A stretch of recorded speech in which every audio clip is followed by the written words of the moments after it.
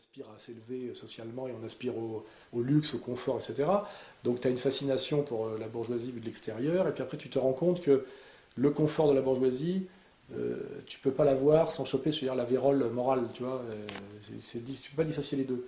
Tu vois, tu peux pas en être et pas en être, tu vois.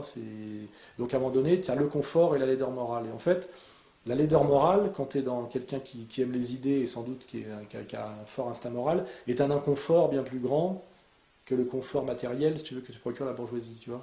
C'est-à-dire que c'est bien plus ennuyeux de dîner dans un grand restaurant avec des connards et des salopards, si tu veux, que de dîner avec des potes sympas dans un petit bout. Et c'est toujours cette problématique bourgeoise qui est quand même la classe de la dissimulation et du mensonge, tu sais, la classe qui te dit que le problème c'est pas le meurtre, c'est le sang sur les mains, tu vois, c'est ça l'essence même de la bourgeoisie. La faute de goût, c'est pas de déclencher la cascade meurtrière, c'est d'arriver à table avec du sang sur les mains, tu vois. C'est-à-dire alors que la morale, c'est le contraire. C'est tu dois assumer de tuer toi-même, tu vois. Au moins, celui qui a tué lui-même, il a commis un acte viril, il y a un acte de responsabilité.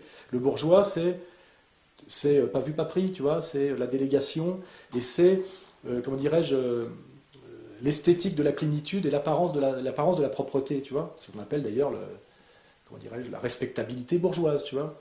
C'est le portrait de Dorian Gray, tu vois. C'est une apparence impeccable derrière laquelle il n'y a que vérole, tu vois.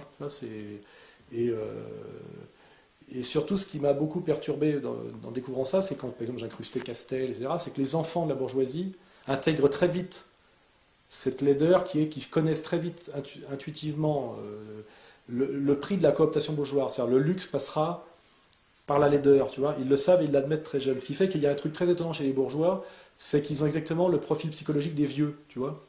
En fait, un jeune bourgeois, c'est un vieux. Il a une vision du monde de vieux, tu sais, en termes de cynisme, en termes de capacité d'acceptation de la laideur du monde. C'est vrai qu'aujourd'hui, quand moi je tiens une espèce de discours comme ça de critique de la bourgeoisie, je vois des gens qui ont 25 ans aujourd'hui, ils pensent que c'est de la jalousie, tu vois, c'est de la jalousie. Ils comprennent pas, tu vois, de l'aigreur, de l'inadaptation, de la regardise, tu vois. Ils comprennent pas du tout les ressorts moraux et civilisationnels qu'il y a derrière, tu vois. Alors je dis pas que c'est tout le monde, mais il y en a pas mal, tu vois, notamment ceux qui ont fait des écoles de gestion américaines et qui sont très contents de séjourner à Londres et qui adorent aller dans des spas, tu vois ce que je veux dire, il y a tout cet univers-là.